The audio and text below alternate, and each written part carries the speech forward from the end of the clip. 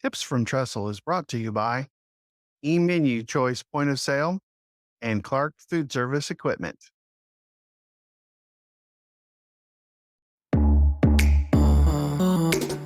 Welcome to Tips from Trestle, the Senior Living Food and Hospitality Podcast.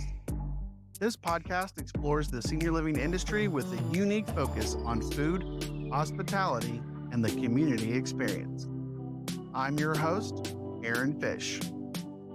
My goal of this podcast: educate, inform, and inspire leaders in senior living. How?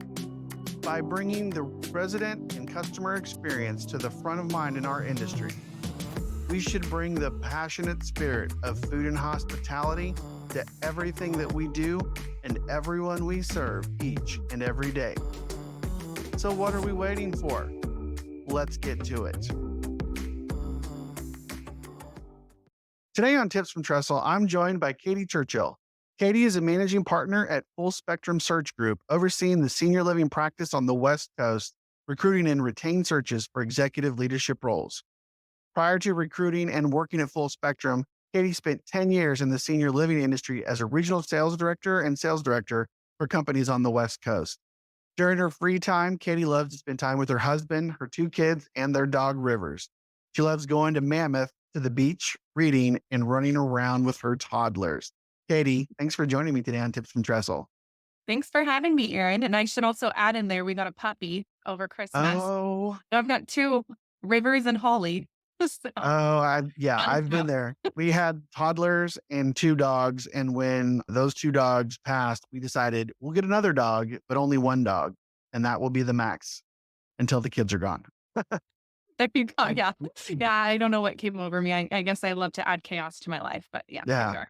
it's always fun. So, well, hey, thanks for joining me. You know, hiring and staffing, it's been an ongoing kind of touchy subject, hot topic throughout the industry for the past year or 2, especially kind of as we came out of COVID and we're trying to right the ship and we're back to pretty much what I would consider a normal operations. But hiring and staffing has kind of slowed down. And so being the expert that you are, I wanted to get you on and pick your brain about what are some of the like trends that we can be looking for that'll impact hiring and staffing, some of the challenges, those kinds of things. And so I'd love to kind of start first with what you see as some of the challenges with staffing. Is there anything new and interesting? Are we dealing with kind of the same things over and over? What do you see on that front? Yeah. I think a lot of times with challenges of staffing, recruiting is getting harder, right? Because it's so much more competitive. There are a lot of positions out there and a lot of people with exceptional skill set to do those positions. So it's, recruiting in general, getting to them first before Yeah. anybody else can. And then also, during COVID, a lot of people did leave our industry, unfortunately. And Yeah. so it's redeveloping even new grads, interns, that kind of stuff to really bring in to your company and organization and build on your culture. Yeah. You were talking about people leaving the industry. I saw a statistic from, I believe it was Leading Age, where they were saying that in the next 7 years or so, we're going to need like 9 million like caregivers to fill what's going to be the openings. And that's just mind blowing, especially when you think about we don't need just caregivers, right? That number probably carries over in the other areas of operating a community. And so what are you seeing on that front, if anything positive? Yeah, I mean, our firm doesn't recruit caregivers or frontline in that way, but at least from, talking to our clients and operators, a lot of it is really those job fairs. I was talking to one yesterday actually, and she had just got done with the job fair and hired 12 people on the spot. Oh, wow. So keep doing those things that will continue to bring you good results of, being right in front of them at all times and making it easy for them to get to you. Right. So Yeah. moving job fairs to weekends, after hours, those kinds of things, even going to schools, trade schools, colleges, local community colleges, and, absorbing that new workforce that's coming in. I would Yeah. have never gotten my job with senior living. My boss not hired me literally out of my internship. So yeah, you're Yeah. here. Yes. Yeah. One of the things I people are talking about is kind of some of the upcoming regulatory changes and conversations around staffing ratios and what that looks like. Is that a challenge that we need to be focused in on in senior living? I know a lot of that's more around maybe skilled nursing and healthcare and longer term care. Is senior living going to be impacted by that?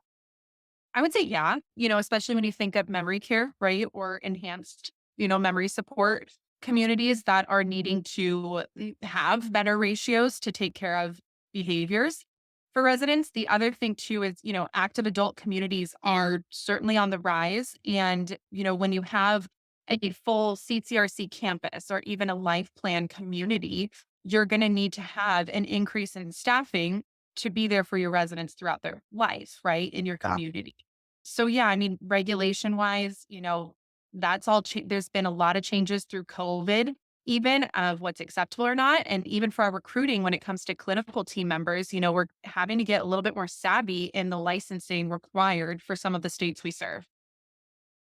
Yeah, but before we continue to keep all of our listeners depressed with all of these challenges, is there I want to get into the trends and things that we can see that might help us with staffing that are going to be things that we can really take advantage of in the space. And so are there any other challenges that you can think of off the top of your mind that we need to make sure we hit on before we switch over and to a more positive spin on hiring and staffing? Yes, I think really bigger challenges when it comes to staffing and senior living really is that recruitment piece. It is the rolling out the red carpet for every new team member. It is the retention that we have afterwards that is going to help then build the bench. I also think building your bench of leaders in your community is super Yeah. important. Continuing to recruit even when the position's filled. You never know what will happen. There are really great recruiters out there that will find your people and recruit them out of your building. So how Yeah. do you make sure you're retaining them? And even then, getting a little bit clever or creative, right? With job duties and assignments and that growth that it could look for your team members. Yeah, no, I love what you're saying there about, like, if you have really good people, be on the lookout for someone coming to get them because we all want that A player on our team, and I want to shift over and talk about some trends and some things that, as we were preparing, we kind of talked about that got me excited about, hey, it isn't all doom and gloom. There are some things that are happening that are going to draw people into our industry that can kind of get them excited about why senior living could be the place for them to start a career or to change a career. And so I'd love for you to kind of talk us through some of those things that you were talking to me about before we jumped on here. Yeah. So a little bit, that we're seeing is obviously technology. Senior living is adopting a lot more platforms and programs to use even for staffing for their communities and, allowing care team members or med techs, right, to be able to pick their shifts, release a shift, pick up overtime if they need it, So there are those things that for the younger caregivers, the younger adults that are working in our community, it makes it a little bit easier for them, right? And then even Yeah. to, with AI, right? Yeah. ChatGPT and other things like that, and creating job descriptions really quickly, doing industry research and making blogs and social media posts, right? For with attracting talent to your community. I love seeing communities on TikTok and LinkedIn Yeah. and Facebook, Instagram, you name it. Like I love seeing it because you're seeing in real life, in real time, care team members and residents loving everything about their community and sharing it on social media, which will then, right, bring in other individuals like, hey, come work at this company that I'm working at. It's so great. And here they are coming into your community. So, Yeah. you know, No, I love the social media piece because I tell clients and operators I work with, like, you need to put food on your social media platforms. You need to start showing those visuals because if you want high quality, go find those chefs, go find those foodies that they're going to come to a place where they see it happening daily. So it's a great point. And so one thing that we talked about was kind of emphasizing and developing leadership skills. What are you seeing with some of your clients and what they're doing around that that's attracting good talent? yeah, I think having career growth outlined for your team members any position in the community, emphasizing on the skills that they excel in, right? And then Mm. supporting the ones that maybe they need a little TLC for goes a long way, and especially with retention, right? See a lot of times too, and we just had this with an operator where presented two candidates and he hired both. And it was only one role open, but he Wow. created a second role because he's like, I cannot let this person go. And let me explain why. He's like, Yeah. this person is strategic. He's very like operations focused. And what this person did is see so much more of like an ED type of role for him. He saw so much more with a corporate team. Mm. And Yeah. that was like really exciting to hear because I'm like, wow, like he didn't think, right, that this person might, run the building well, but he saw other skills that were like critical to where he saw his business going. So I think if we can do that of, kind of adapting to who you have in that seat now, and sometimes they're not in the right seat at all, Yeah. but it's evaluating like where are those skill sets and where can we maybe pivot and use elsewhere. And maybe that person was feeling it too and just needed to have the conversation. Yeah, You know? no, that's a great story. And operators, I know it can be tough to think, oh, well, I've only got one role, but I need two people because they're so great. That's a great way to tackle growth, especially because we're going to have significant growth in the next 5 years in this industry. So, We are. Yeah, we are. I'm um, excited for it. yeah, no, bring it on, right? So, what you told me this cool story about a nurse that you were trying to recruit, and it kind of goes with one of our trends around this intergenerational living. I'd love you to tell this story about why this concept of intergenerational living is a trend that we need to be looking at and considering, and kind of what that might mean, other than just like, hey, my next door neighbor is 50 years younger than me. Yeah, yeah. I'm going to recruit that nurse one day. Right now, this nurse is way too good of a setup. So one of the conversations I had was, well, what would it take, right, for you to leave the position you're at? Come interview with mine. And this nurse is like, look, I've got daycare here, literally in my building.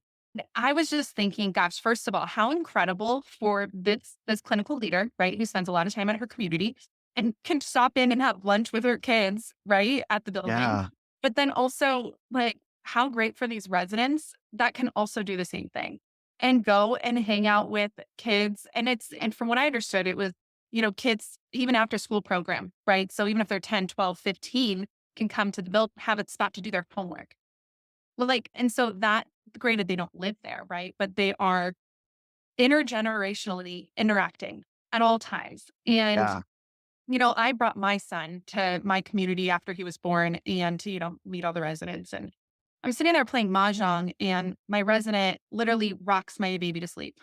And like that, those moments, you're just like, this is, I mean, how wonderful and special for that yeah, resident. Also for me, to have a little space from rocking to sleep. But right. it's just the intergenerational, of being able to impact the staff at all of their needs, right? That Yeah, they go every single day in their life of dropping off at school, picking up from school, all of those things. But then also the residents. yeah, Um, Pretty incredible. So I'm excited yeah. to see more of that.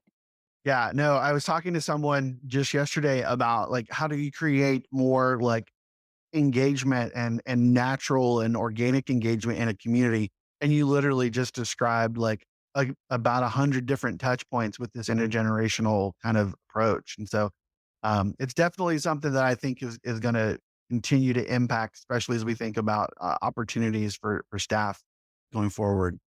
When we think about wellness and sustainability, it's something that has a lot of people look at those two concepts very broadly. I'd love for you to touch on that and how that can help us with staffing and hiring and bringing in these younger generation of workers to our industry. Yeah. I think about my age group, right? And I've got two younger sisters that are 10 and 12 years younger than me, right? So we are very different generation. But, they are very into wellness and holistic. And I am as well. I like to focus on, feet planted into the ground, right? And Yeah, drinking a lot of water, the normal things. But when we see senior living 10, 15 years from now, I see it being a little bit more holistic, centered around the person and very personalized individual care. Um, rather than medications type of thing, more meditation, more yoga, all of that good stuff, what my parents and grandparents are currently doing right now. And then even with, sustainability in communities, I live in California. So sustainability is big for us over here on the West Yeah. Coast. I had communities in Washington and Oregon, and it's the same right there. And so it's fun to see, all these different like architect awards for communities that are creating eco-friendly, sustainable buildings Yeah. for the residents and for the future of senior living. So, which in my opinion, right, would influence even my sister who's 12 years younger than me of seeing that and being excited about and being excited to work for a community that has those things. So, Yeah, you make a great point about like how they don't on the surface, they sound more like things that maybe prospects would like, right? Like these are things that a resident moving in would appreciate, but connecting with the values and like that purpose driven mindset of those Gen Z and Gen A employees, they're wanting to connect with what they're doing and doing those kinds of things you just talked about can do that and make those connections and becomes,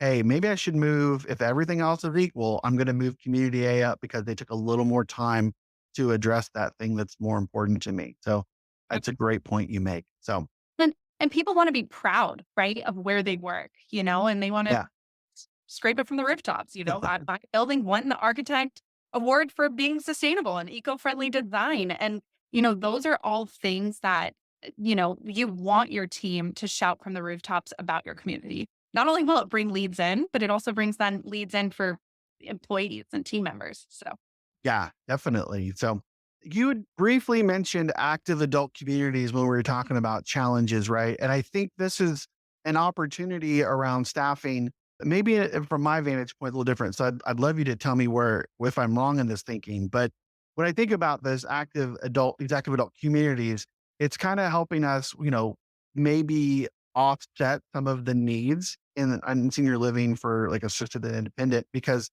you don't you don't necessarily need to move into an independent living earlier because of these active adult communities. And so they don't need as much staffing because, they're really kind of apartments with a little bit of programming. And so when you think about this boom in active adult, are we going to see the staffing kind of be alleviated a little bit because we've got residents shifting down into that kind of subset of senior living? What do you think about that? Or am I completely kind of off in left field with that thinking?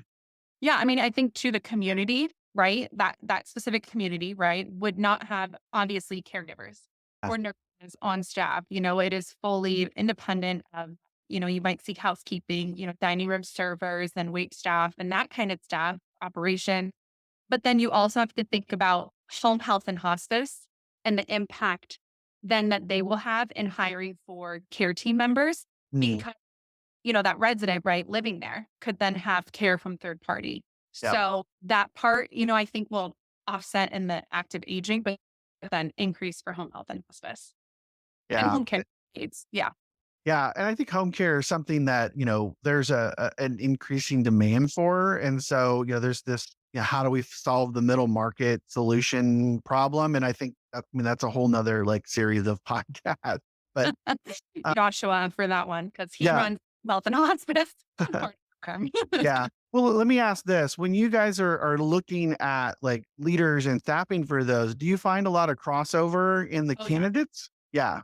Yeah, definitely. Actually, Josh and I were on the phone last night about a couple of candidates we're talking to, and it's fun to collaborate, right? Even skilled nursing. It's fun to collaborate with other organizations because every organization has their own need of, hey, I need this candidate to be very clinically savvy. And we're like, okay, they're like high acuity here, make sure they're very clinically savvy. Done. Whereas some of my operators are like, I need them very like hospitality, mayor of the community vibes. And I'm like, got it. So sometimes if we have candidates that we're talking to and we can cross over, we Mm, will. But then it's also that regulation piece of, do they have the regulation or the licensing to run a regulated community or even flip side over to home health and hospice or skilled. So yeah, and it brings up it's a great segue in kind of this last trend that we talked about a little bit, which is the personalized care model. and how that's going to impact that. What do you see around that? Is there anything about that we haven't touched on that you think is going to impact hiring and staffing for operators? Yeah, the personalized care model of each resident, right? I mean, that goes into their level of care, or even Okay. if you're a company that has points system, whatever it might be. It goes into your level of care. And I think too, what I love seeing is even talking to operators is they're really making sure that each resident is in the right part of their community um, before adjusting staffing, right? You might have a resident that maybe needs more memory support. So in that case, you're going to encourage maybe the memory care of the community or the enhanced memory care of the community, whatever that might look like in your building. But I am seeing a lot more from companies we're talking to of just really diving in more of the resident, what the Yeah. resident needs today, and then adjusting to that, which I think is fantastic. It's not a one size fits all type of deal. And you got to be flexible and bend a little bit in order to take care of the resident. Yeah, and I think that will, it sounds to me like we think again about the younger generation we're trying to recruit. Like, there's a little more purpose in that personal. Like, I get to know this person. I get to be able to provide a little bit more personalized care. It's not just a, hey, I'm here passing out meds, or a, hey, I'm here to check your blood pressure and to do those kinds of things. It's really, like you said, tailored for what those individual residents need, which I think will definitely have an impact. Yeah, yeah, definitely. And I think also, life enrichment gets involved a lot in that personalized care model Yeah. of, what gets that resident up and going. And so we're seeing that, and it's National Activity Professional Week, right? Yes. So we're seeing a lot more of that, and we're seeing more of, what that resident is going through at that moment upon move in and then tracking after. So it's exciting to see. Yeah, definitely. So, yeah. Katie, as we wrap up here, what would you say is your biggest takeaway, or the one thing you want to share with listeners about staffing and hiring, and what they can do to be more successful as we get deeper into 2024? Yeah, I think adapting to what our market is now, also being very quick to respond to candidates. It's very competitive with every job they're applying to. With yours, they're applying to 12 others. And I think if anything, it is that speed to lead, just like we do at sales situation. And it is also then trying to determine, is this a good culture fit for a company? Maybe the schedule is not ideal for this candidate, but if it's a really great culture fit and they have the great skill set, how can we then be flexible with that candidate to have them into our community? So I think, flexibility and speed to lead would be my top two. No, for sure. That's great stuff. So, how can the listeners learn more about you, Full Spectrum, connect with you if they're interested in using your services or talking to you about a position? Where can they go for that information? Absolutely. So LinkedIn for sure. Disclosure. The inbox is wild. My email is literally on my LinkedIn. That's the best way to get involved with me. And then also I would say my phone number is there and I have a link to my calendar. You can book time with me. And then for our company, Full Spectrum Search Group, and our website is specstaff.com. And like I said, we recruit in all long-term care, skilled nursing, home health and hospice, and senior living. Awesome.